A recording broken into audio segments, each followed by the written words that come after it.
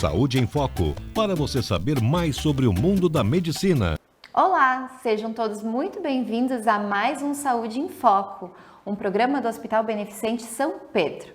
Hoje, o nosso bate-papo é sobre coração, com a cardiologista a doutora Giovana Rosa, que vai nos esclarecer sobre um importante tema, a fibrilação atrial. Talvez você já tenha ouvido falar em arritmia cardíaca, e a fibrilação atrial é um dos tipos de arritmia, atingindo cerca de 4% da população mundial. O coração que sofre de fibrilação atrial tem seus batimentos acelerados e passam a bater em ritmo irregular.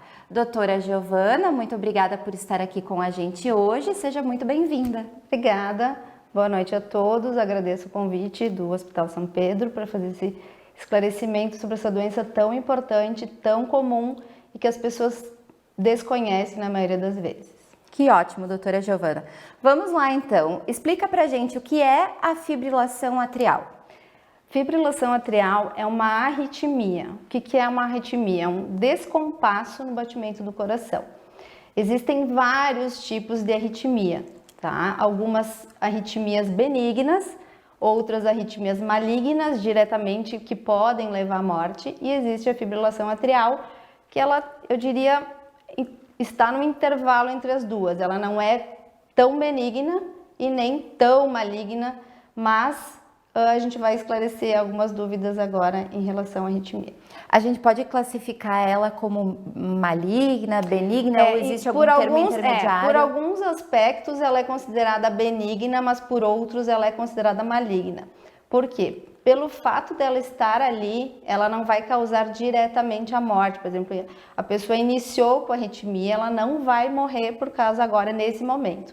Mas se ela não tratar e não usar o tratamento, né, não fizer o tratamento correto para essa arritmia, ela pode ter desenvolvido alguma doença associada que pode levar à morte. Então, por isso que a gente fala que é muito importante a pessoa estar atenta aos sintomas e procurar atendimento para realmente fazer o diagnóstico e fazer o tratamento o quanto antes para evitar essa complicação mais grave, que pode até levar à morte da complicação.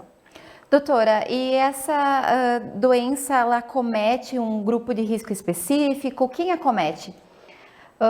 Existem pessoas que têm maior chance de ter arritmia, tá? Que são os chamados fatores de risco, que vão se somando. Então, uma pessoa que tem mais do que um fator de risco tem mais chance de ter arritmia. Mas às vezes a gente vê pessoas mais jovens que não têm muitos fatores de risco e que podem desenvolver essa arritmia também. Então, assim, ela é mais comum em pessoas que têm, né, fatores de risco, que têm comorbidades, mas pode acometer pessoas com coração normal também. E como a doença se manifesta? De várias formas diferentes, mas assim, a sensação mais comum é a palpitação, é a sensação do coração acelerado. Disparado é o sintoma mais comum, mas também pode se manifestar com tonturas, a pessoa se sente às vezes cansada, às vezes ela não tem a percepção do coração acelerado, mas tem os sintomas decorrentes dessa aceleração. Então, tonturas, falta de ar quando caminha, palpitação, que é o mais comum, desmaios inexplicados, né? Então, mais ou menos são os mais comuns. E pode ser confundida com outras doenças? Pode, porque na verdade as outras arritmias, tanto as benignas quanto as malignas, elas se manifestam dessa forma, né? Com palpitação.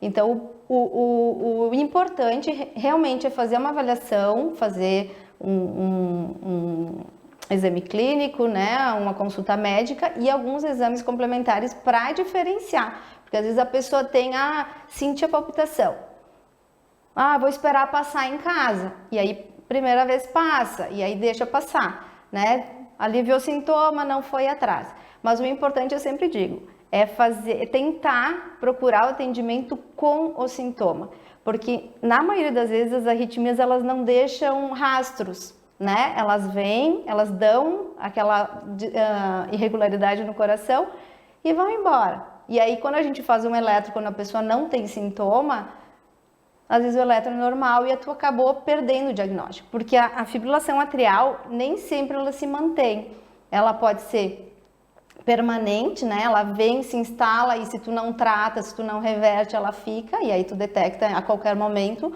ou ela pode ser paroxística, então a pessoa tem a palpitação, passa, às vezes, espontaneamente ela vai embora, tá? Mas não é, mesmo sendo paroxística, ela não é benigna, porque ela pode vir a causar problemas futuros. Mesmo vindo, né? Entra em arritmia, sai da arritmia, né? E a pessoa acha que está bem, mas na verdade ela tem o desenvolvimento dessa arritmia. E mesmo nessa condição da arritmia ir e voltar, é possível ter um diagnóstico preciso? Sim, existem algumas formas que a gente... O mais fácil é a pessoa fazer o eletrocardiograma, né? Que até no exame clínico a gente consegue, né? A maioria dos médicos consegue identificar só pela ausculta do paciente. A gente coloca ali o estetoscópio e já percebe a arritmia, mas o melhor é, claro, o exame clínico e o eletro, que o diagnóstico está feito.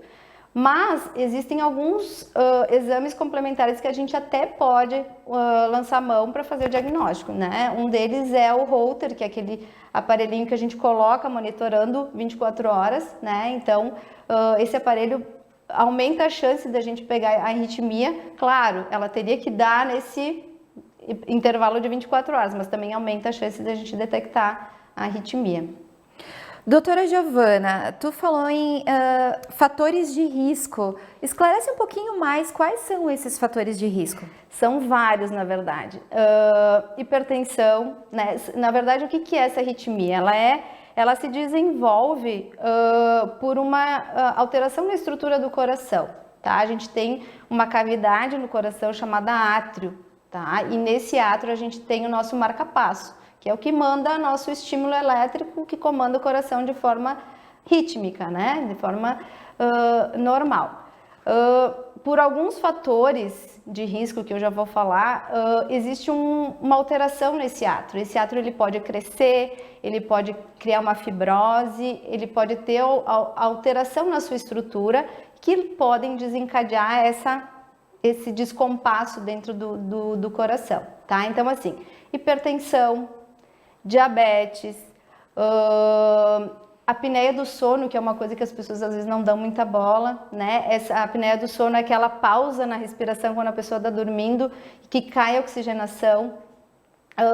Essa queda na oxigenação pode causar doença estrutural no coração, então assim, não é o fato de só roncar, né? A apneia do sono ela pode causar cardiopatia também, então tem que se prestar atenção na apneia do sono e se tratar quando é necessário. Outras causas, insuficiência cardíaca, que é quando o coração cresce, o coração fica dilatado, pode desenvolver fibrilação atrial. O tabagismo, né, o fumo pelas substâncias que tem dentro do cigarro também podem. Uso abusivo de álcool, né? A gente vê, tem descrito dentro da fibrilação atrial um consumo excessivo de álcool pode desencadear episódios de fibrilação atrial. Substâncias com alto teor de cafeína, tipo energético, o café até não está muito associado assim a quantidade, mas assim, energéticos, né, que as pessoas costumam tomar às vezes em doses muito elevadas, podem desencadear todos os tipos de arritmia, né? Então são vários fatores que se somam e que podem desencadear essa arritmia. São muitos fatores. Muitos. E quanto mais, né, a pessoa que é diabética, que é hipertensa, a própria idade, com o passar dos anos, né, o coração ele vai sofrendo o que a gente chama de remodelamento, né, em função da idade, enfim. Também a idade é um fator de risco, né, então somando os fatores aumenta o risco. Tu falaste em idade, doutora, né? A fibrilação atrial, ela atinge especialmente idosos acima de 65 anos, mas a doença ela pode atingir também crianças, adolescentes, adultos abaixo dos 65 anos? Sim, crianças é muito raro, né? A fibrilação atrial em crianças é uma ocorrência muito rara. Mas pode, né? A gente vê pacientes jovens também com fibrilação atrial, né? E que às vezes a gente acaba, mesmo pacientes que não tenham fatores de risco, eles podem acabar desenvolvendo arritmia, a gente acaba tendo que investigar problemas de tireoide, às vezes, né, um hipertireoidismo, um excesso do hormônio da tireoide pode desencadear essa arritmia em pacientes jovens, o uso abusivo de álcool, substâncias ilícitas, podem também desencadear esse tipo de arritmia. E tanto nos pacientes mais jovens quanto nos mais idosos, a doença também pode se manifestar de forma silenciosa? Pode. É mais raro, né, por ser uma arritmia que na maioria das vezes acelera muito o coração. Formas silenciosas também a gente consegue ver também no dia a dia, né, o paciente chega no teu consultório, tô bem, vim fazer uma revisão, e aí tu vai fazer um exame, não, o senhor nunca, né, nunca lhe disseram, ou o senhor nunca percebeu que o senhor tem arritmia e tá lá a arritmia, né, então por isso que é importante, óbvio, né, o acompanhamento regular, né, a consulta anual.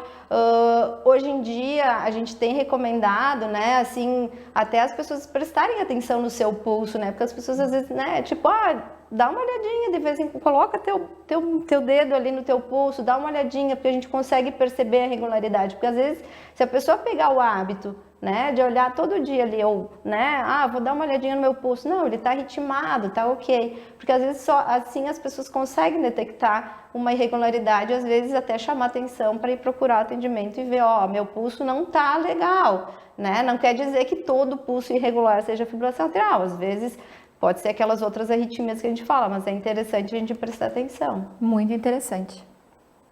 Né? E até tem se visto, né, o desenvolvimento daqueles smartwatch, né, os relógios inteligentes, que já tem alguns, né, geralmente mais os dos Estados Unidos, enfim, que já tem o registro tu já pode fazer o registro do teu eletro, claro que não para detectar infarto ou outras doenças mais graves, mas ele detecta o ritmo. Então ele já bota assim, não tem fibrilação atrial. Né? Então é interessante, claro que é uma tecnologia ainda que não é acessível ainda para a maioria da população, mas nos Estados Unidos eles têm usado muito isso. O paciente né, consegue monitorar o seu batimento e até por telemedicina ali já manda para o meu eletro está assim, estou com arritmia, enfim, é bem Inclusive, interessante. Inclusive ele lembra para respirar, né? Exatamente, lembra para respirar, e alguns lembram, né, alertam o paciente em relação a arritmias. Né, a gente espera que isso chegue aqui para nós também, mas é uma coisa que o futuro breve, eu acredito que sim, sabe? Então, eu acho que, e é pensando justamente, né, e é específico, ele dá diagnóstico, não tem fibrilação atrial, porque é uma arritmia muito importante. As pessoas têm que conhecer, têm que tratar para, né, evitar problemas maiores. E nesse ensejo todo, doutora, a fibrilação atrial, ela pode desencadear em outras doenças? Pode, e essa é a nossa grande preocupação, né? Porque a fibrilação atrial, além de causar o desconforto do batimento elevado, né? O coração está acelerado, né? A pessoa, na maioria das vezes, parece que está correndo parada, né? O coração está batendo rápido, é esse desconforto. A nossa maior preocupação, uma das maiores preocupações, é a possibilidade de formação de coágulos dentro do coração. É uma arritmia que dá um batimento atrapalhado dentro do coração e ela pode proporcionar a formação de pequenos coágulos. E o nosso maior temor em relação a essa arritmia é que um coágulo desse, se não tratado, obviamente, saia do coração, vá para o cérebro, cause uma doença que é o AVC, né, o famoso derrame, né, uma doença que deixa sequelas importantes, né, com uma debilidade motora muito importante. Então e na verdade pode ir para o cérebro, pode ir para o intestino, causar uma isquemia do intestino, pode ir para a perna. Então assim, essa disparada é a maior preocupação em relação à fibrilação atrial, tá? É essa formação de coágulos. Depois a gente vai falar, quando a gente falar de tratamento. Outra, coração batendo rápido, se não tratado, ele pode crescer, ele pode dilatar. Então, assim, pode acontecer o que a gente chama de taquicardiomiopatia. Uma miopatia é uma dilatação do coração relacionada à frequência alta. Então, é importante que a gente mantenha o coração dentro de uma frequência normal, né, com ou sem arritmia, para que não aconteça isso. Então, pode desencadear então essa dilatação, levando a insuficiência cardíaca. A pessoa tem uma tolerância pior ao esforço, né? A pessoa cansa quando caminha. E essa dilatação, doutora, ela acontece em qual período de tempo? Em quanto tempo essa dilatação acontece? É questão de meses, de anos? É variável, é muito variável, assim, depende da frequência, depende da idade. Às vezes ela pode em pouco tempo já causar uma dilatação do coração. Claro que não é uma coisa de um dia para o outro, mas é uma coisa que é variável. A gente não tem como dizer, né, precisar exatamente o tempo, mas se a gente não tratar, ela vai acontecer. Então é super necessário o paciente investigar o que tem por trás dessa descompensação também. Com certeza. Investigar, tratar. E tratar, na verdade, significa a gente, às vezes, reverter a arritmia. Nem é sempre que a gente reverte essa arritmia. Isso tem, né, coisas técnicas, enfim, tempo de início de arritmia. Se a gente tem mais do que 48 horas do início da arritmia, a gente já não pode mais agudamente reverter. Então, isso é importante. Por isso que eu reforço. O paciente percebeu um batimento irregular no coração, procurar atendimento logo, porque a gente tem uma janela de tratamento, se a gente quiser, que o ideal realmente é a gente reverter essa arritmia, é 48 horas, depois disso se torna um pouco mais complicado, porque daí tem que fazer todo um tratamento para depois planejar essa reversão. Em alguns casos, né, a gente reverte a arritmia com remédios, que a gente chama de antiarrítmicos, em outros casos a gente controla a arritmia, a gente só baixa, reduz essa frequência cardíaca para a pessoa se sentir bem e para evitar realmente os sintomas e essas outras coisas que podem acontecer. Doutora, a conversa está ótima, mas nós vamos para um rápido intervalo e a gente já volta a falar sobre fibrilação atrial.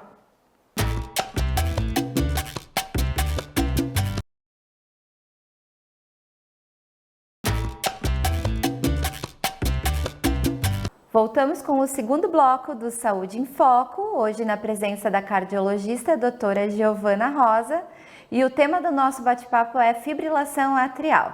Doutora Giovana, a doença poderá trazer consequências mais graves caso o tratamento seja atrasado? Pode. Se o tratamento for atrasado, a gente aumenta o risco, né, reforçando o que a gente já falou, daquela formação de coágulo, né? Então a gente tem que atentar para isso, porque quanto mais tempo de fibrilação atrial, mais tempo de doença, maior o risco de ter, né? Esse coágulo, esse risco de AVC. Pode ter desenvolvimento, então, da dilatação do coração, pode ter um agravamento dos sintomas, uma piora de qualidade de vida, o risco de queda, né? Porque o coração acelerado, ele manda menos sangue, né, para o cérebro, e isso pode causar um baixo fluxo, que a gente chama, né? E a pessoa de mais idade pode ter desmaios, pode se machucar, pode se fraturar. Então, tem várias consequências se a gente não tratar o quanto antes. E poderá ocasionar a morte? A morte geralmente é secundária a alguma doença mais grave. A pessoa tem a fibrilação, ela tem um AVC e pode morrer por causa de um derrame, né? A morte em si, não é uma arritmia que mata em si, como, né, algumas arritmias malignas que a gente vê assim, morte súbita em função da arritmia. Ela mata devido às consequências que ela traz, né? Então, é uma arritmia que tem que se prestar muita atenção justamente por ela causar doenças que podem levar a morbidade, né, a perda de qualidade de vida é muito importante. Uma das coisas que eu acho que acabei esquecendo de falar é um fator de risco também para desenvolvimento de demência, né? Então, assim, esses pequenos êmbolos ou o próprio baixo fluxo que ela causa, ela pode, né, além de causar uma doença catastrófica como um AVC, ela pode levar à demência, né, por diminuição crônica do fluxo cerebral. Então, tem que prestar atenção. Doutora, uma pergunta que eu acredito que muita gente se questiona também é se é mito ou verdade. Trânsito, estresse, o trabalho, o excesso de atividades, isso tudo pode desenvolver a fibrilação atrial ou outras doenças cardíacas? Pode, na verdade, assim, todas essas situações, né, que tu colocaste, elas são situações que aumentam a nossa carga adrenérgica, né, nossos hormônios ali do estresse. E isso pode ter influência direta no coração, né? A gente vê que pessoas ansiosas têm aumento do batimento do coração, claro que em situações específicas, mas assim, pode por essa liberação adrenérgica causar vários tipos de arritmia, não só a fibrilação atrial. Normalmente a fibrilação atrial tem que ter um substrato, não é só o estresse por si só, se a pessoa não tem uma tendência a levar, mas ela pode sim aumentar a chance da pessoa ter se ela já tem uma tendência a ter arritmia. Lá no nosso primeiro bloco ainda tu falou de um exercício para verificar o pulso, né? Qual é a média de batimentos cardíacos de uma pessoa e de uma pessoa com fibrilação atrial para que possa fazer esse exercício em casa? Tá, e o batimento normal a gente considera em repouso de 50 a 100, então é uma margem bem ampla, né? Geralmente pessoas condicionadas, pessoas que fazem exercício físico, elas vão ter uma tendência a ter o batimento mais lento, né? Mais próximo aos 50. E pessoas sedentárias geralmente têm, né, uma frequência mais próxima, mas assim, 50 a 100 a gente considera como normal, tá? Mas além do batimento em si, é importante perceber a irregularidade, né? Então, o batimento ritmado é o batimento normal, né? O batimento da fibrilação atrial, a gente percebe, né, bem a irregularidade, ele não mantém essa regularidade, ele fica, né, variando entre um batimento e outro. Então, claro que às vezes é um pouco complicado a pessoa, mas treinando ali a mão no pulso, às vezes consegue pegar. Tá? Consegue detectar essa alteração. E o diagnóstico da doença, doutora? Tu falaste no eletrocardiograma, até no próprio consultório, mas fala um pouquinho mais pra gente, esse diagnóstico ele é mais demorado, como é que é? Tá. O diagnóstico, na verdade, o diagnóstico em si, ausculta, né, e eletrocardiograma para confirmação. Mas depois que tu tem o diagnóstico, tu vai ter que lançar mão de outros exames para investigar, né? Para investigar causas, que são exames de laboratório gerais, né? Alguns específicos, tipo tireoide, coisa assim. Um ecocardiograma, que é um exame que avalia o tamanho do coração, até inclusive, né? Nosso hospital tem esse exame, né, que pode ser realizado, é um exame que a gente consegue ver o tamanho do coração, o tamanho das cavidades, o tamanho do átrio, até porque a gente vai ter que planejar um tratamento para essa arritmia. Então, claro que isso vai ser individualizado, cada paciente a gente vai ter que seguir uma linha de tratamento, né, mas ele tem que ser investigado. Em alguns casos a gente precisa de exames mais sofisticados, né? Mas o básico é isso aí, com o eletro, exame clínico, um ecocardiograma, a gente já consegue dar um andamento aí e já consegue chegar no diagnóstico e no tratamento ideal para o paciente. E pegando um gancho desse tratamento, como é que ele é? Ele é clínico, ele é invasivo, ele é das duas formas? Explica um pouquinho pra gente. Certo. Num primeiro momento, ele é um tratamento clínico, né? Como eu falei, se a gente detecta essa arritmia, a gente tem certeza que essa arritmia é aguda, que ela tem menos de 48 horas, a gente consegue tentar reverter. Sempre a tentativa vai ser reverter essa arritmia, porque a qualidade de vida da pessoa em ritmo normal, ela fica melhor, né? Então a tentativa, se possível, vai ser reverter essa arritmia. Então assim, isso geralmente a gente faz com remédio, né? Na maioria das vezes a gente tem que acabar internando o paciente tá, e tu me perguntaste da frequência, né, na fibrilação atrial, acabei não respondendo, pode ultrapassar 150, a gente vê vezes paciente com 180 de frequência, que a gente chama autorresposta, né? Existem pacientes que podem ter fibrilação atrial com resposta ventricular baixa, e são esses pacientes que mais preocupam porque eles não percebem a arritmia, né? Eles têm arritmia e eles não têm a palpitação, porque o batimento está baixo, então nem sempre ela está acelerada, tá? São mais raros os casos, mas eles podem ter o batimento mais lento. Mas então, tratamento num primeiro momento com medicação, na tentativa de reverter, Então, assim, a gente usa critérios, na verdade. Então, como eu falei, o tratamento é individualizado, tá? O tratamento não é igual para todo mundo. A gente precisa fazer uma avaliação individualizada em relação à idade, a fatores de risco, tá? Porque a gente tem, são critérios que a gente soma para saber quais tratamentos a pessoa tem que fazer. Porque nem todo paciente tem um risco muito aumentado daquele coágulo que eu falei, tá? Que na verdade é o que o cardiologista se preocupa mais por poder dar mais problemas, mas nem todo paciente tem esse risco muito aumentado. Então, nem todo paciente vai ter que usar anticoagulante. Então, a gente usa uma tabela de vários critérios, que incluem idade, o sexo, a presença de cardiopatia estrutural, né, que a gente chama de dilatação do coração, se o paciente é diabético, a gente vai somando pontos. Cada ponto disso aumenta o risco desse paciente vir a ter essa formação de coágulo. Então, se o paciente soma 2 ou mais, já tem indicação de uso do anticoagulante. Então, vai usar um remédio para arritmia, que a gente chama de antiarrítmico, e um remédio para afinar o sangue, né? Na forma leiga, deixar o sangue... Não é que o sangue está grosso, o sangue tem que ficar mais fino, para que ele não faça essa formação de coágulo, tá? Então, basicamente, um dos tratamentos é esse, usar o antiarrítmico. Em alguns pacientes em que o coração, né, já está dilatado, em que já se tentou reverter a arritmia, ela volta, isso pode acontecer, né? A gente reverte a arritmia, ela volta. A gente às vezes faz o controle dela só.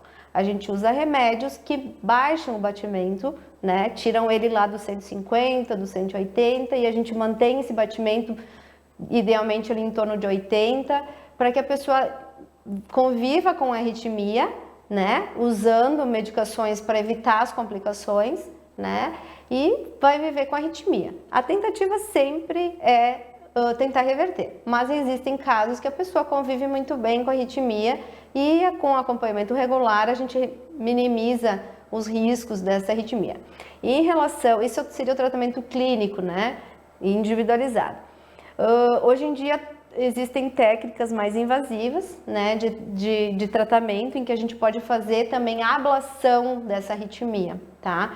A ablação o que é? É um procedimento como se fosse um cateterismo, na verdade é diferente do cateterismo lá de desobstruir as artérias do coração.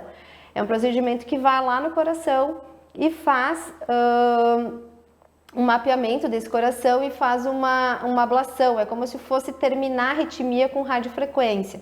Em casos selecionados, obviamente, quando a gente não consegue controlar com medicação, né, a gente tem um arsenal de medicação que a gente bom para controle, então, em alguns casos a gente não consegue reverter essa arritmia ou manter o paciente bem com a arritmia, a gente acaba fazendo essa ablação como recurso mais invasivo.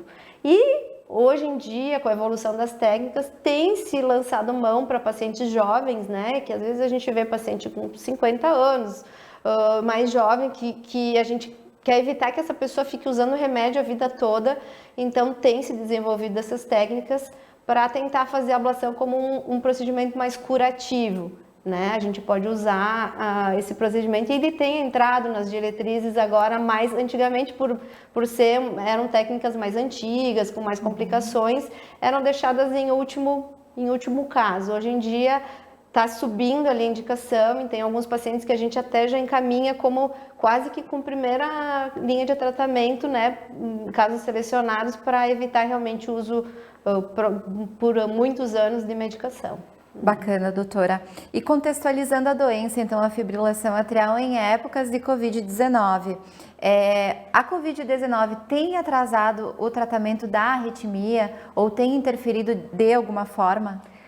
Sim, porque uma das primeiras, as pessoas deixaram muito de ir ao médico, na verdade, por medo, né, da contaminação. Então, muitas pessoas pularam anos de segmento, pularam seus exames periódicos, alguns serviços às vezes acabam atrasando, né, tendo que passar as consultas em função, né, o serviço público geralmente, porque pela demanda reprimida que ficou fechada nesses meses, enfim, então sim, tem afetado, né, mas assim, as pessoas têm que pensar que se existe algum sintoma, é importante procurar atendimento, né? Porque não é só de Covid que se morre, né? Então, a gente não pode deixar de pensar nas outras doenças, né? Que, às vezes, negligenciando, a gente pode ter consequências muito graves, né? Uma coisa que a gente vê bastante paciente em UTI, né? Podem desenvolver fibrilação atrial justamente pela própria pneumonia, pacientes graves, pacientes entubados, às vezes fazem a fibrilação atrial em função dessas doenças agudas, né? Então a gente vê isso também em UTI, essa fibrilação atrial é realmente bem comum da gente ver em paciente criticamente grave, assim, né? Então é importante a gente conhecer. Doutora, então para finalizar o nosso bate-papo, quais são as recomendações para a gente cuidar melhor da saúde do nosso coração? Recomendações gerais, né? Então, na verdade, o coração ele funciona com todas as recomendações. Funciona bem quando a gente segue, né, a recomendação geral, controle da pressão, né? Verificar a pressão regularmente, no mínimo uma vez por ano fazer uma avaliação clínica, né? Exames laboratoriais para detectar uma dislipidemia, né? Um colesterol alto, um diabetes. Evitar, abolir o tabagismo, né? Eu acho que, eu sempre digo, o cigarro não tem mais espaço na nossa vida, né? Isso é um mal, né, que nos acometeu, mas enfim, abolir o tabagismo, exercícios físicos, né? Manter uma qualidade de vida na medida do possível, né? Levar as coisas não tão estressantes, né? Levar as coisas de forma mais leve. Controle alimentar, evitar a obesidade, umas coisas que eu não falei, a obesidade também é fator de risco, né? Prestar atenção em apneia do sono, né? A pessoa que o familiar diz, ronca muito, faz aquelas paradas na respiração, cansa muito durante o dia. Prestar atenção na apneia do sono, né? Que tem que ser vista e tem que ser tratada. E tomar água, né? Essas coisas gerais, assim, né? Mas basicamente é isso. Muito bem, doutora Giovana, muito obrigada pela tua participação em nosso programa, as tuas contribuições, teus comentários com certeza vão esclarecer as dúvidas de muitas pessoas acerca do tema. Eu que agradeço. Obrigada. Muito obrigada e até a próxima.